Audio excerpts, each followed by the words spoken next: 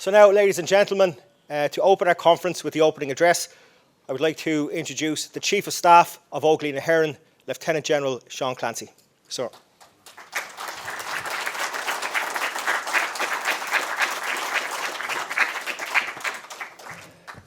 It isn't very often a Chief of Staff gets a round of applause before he speaks. And it's even rarer he gets one when he's finished speaking. Ladies and gentlemen, it's wonderful to see so many familiar faces. I know I don't know everybody, but I certainly know a lot of people in the audience. It's also great to have those people that are here and have been here before, and may I welcome especially those that are here for the first time at this particular conference. And as Dan said, it's been a few years because of COVID and other breaks, but it's wonderful to get back in person, and I have to compliment everybody that has been involved in developing the concept and the programme for this two-day centenary conference.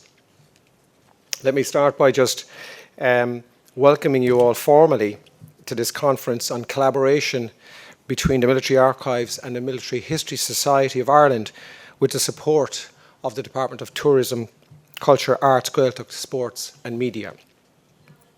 The next 2 days is in part of the Óglaigh na hÉireann's contribution via the Military Archives to the current phase of the state's decade of centenaries and its commemorative programme, which, as you're probably more than familiar with, Óglaigh na hÉireann has played a very key role, I would suggest, and an important role also at this very historical juncture of this state's history. The Civil War was indeed a very tragic and terrible phase of that period and of our modern Irish history. It is one that a century later still elicits very powerful opinions and emotions.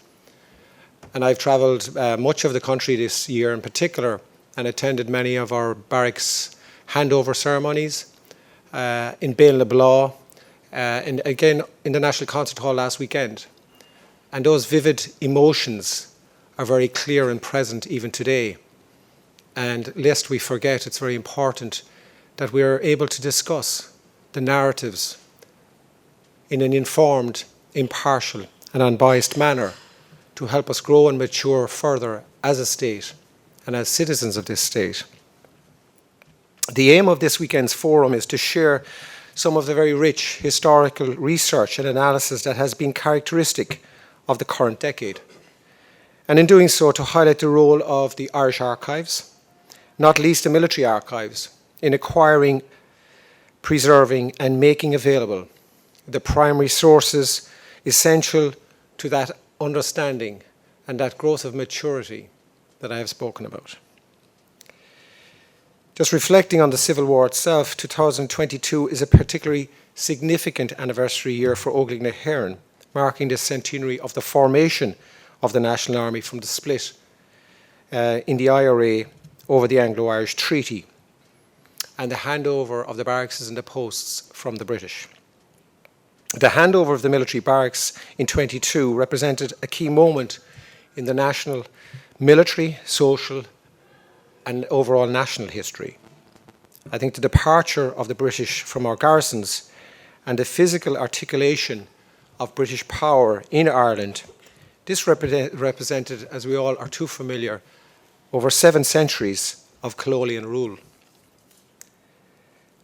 We are particularly proud to host this event at Cathal Brugha Barracks at this time, which formally marked, this is after coming on all of a sudden, is it? Are you all able to hear me okay, yeah? Yeah, that's fine. Which formally marked the handover over a century ago, and was last May we handed over Cathal Brugha Barracks and we commemorated that particular event. At that time in 1922, as you all are probably well aware, the barracks became the general headquarters of the National Army. And it was from here that the Civil War was prosecuted. It was here that General Michael Collins lived and worked upon assuming the role of Commander-in-Chief at the outbreak of the Civil War, as did his Chief of Staff and successor as Commander-in-Chief, General Richard Mulcahy. In 1952, this barracks was renamed in honour of revolutionary leader and First Minister for Defence, Cathal Brugha.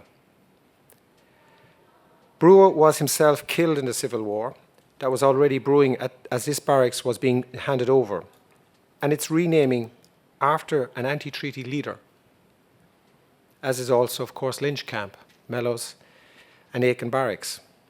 That speaks to the complexities of the conflict and its subsequent resonance. But I also think it speaks to the maturity, probably, in the 50s, and the recognition and the beginning of that reconciliation phase, and the complexities of having Collins live and depart from this barracks on the morning of his death, and then later to what would have been his former colleague and friend, Cathal Brua, and to have this barracks renamed shows perhaps the seeds that were being planted around the maturity coming into the state at that time. For many decades, the narrative of the Irish independence struggle was generally confined to that of the Republican revolutionary generation, with the Civil War in particular characterised by silence, ambivalence, and absence until even more recently.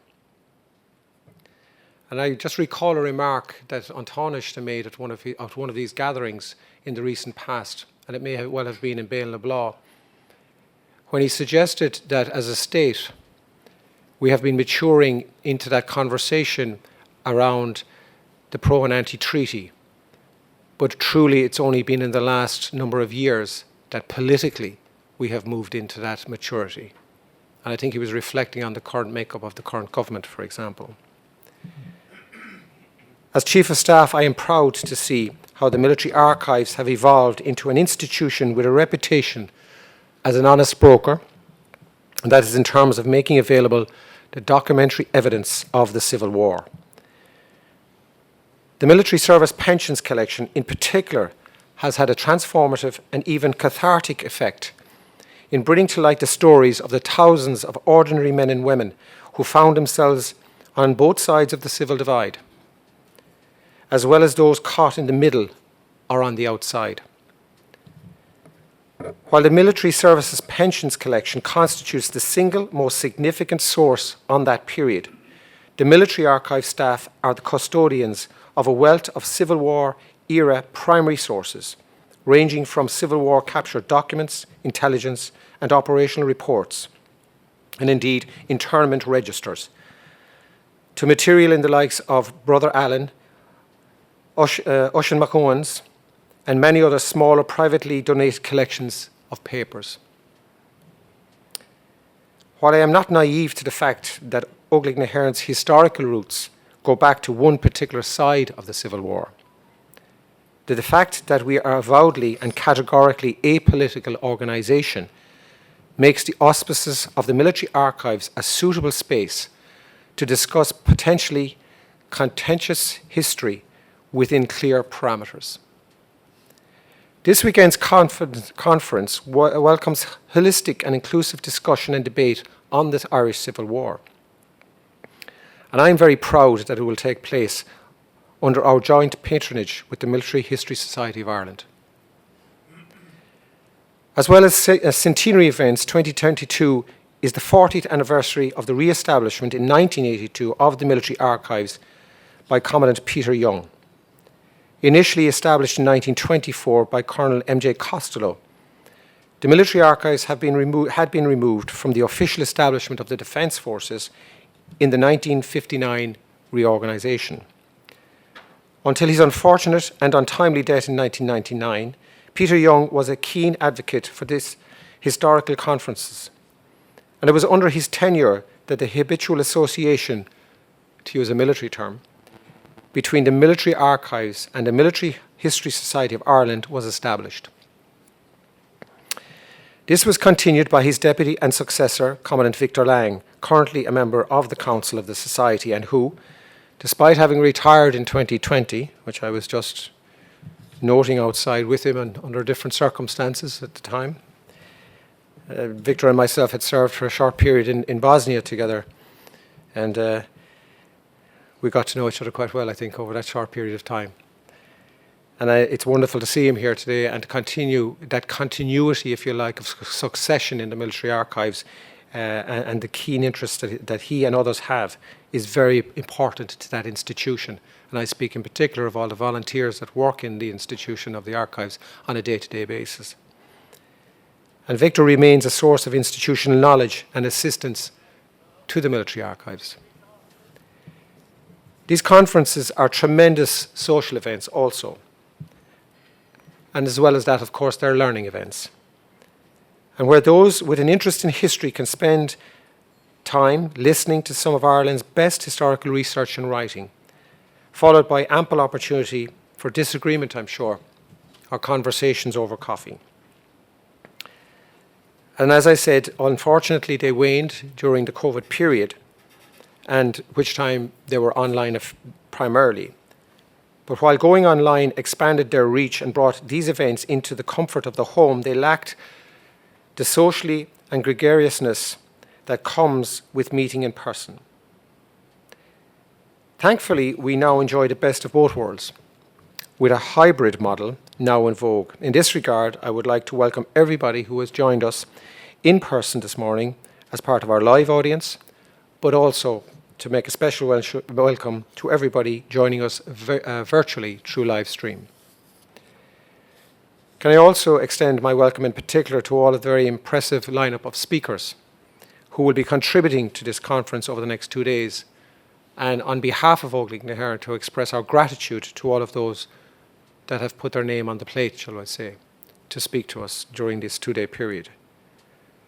I have no doubt that they are going to bring some fascinating and innovative perspectives.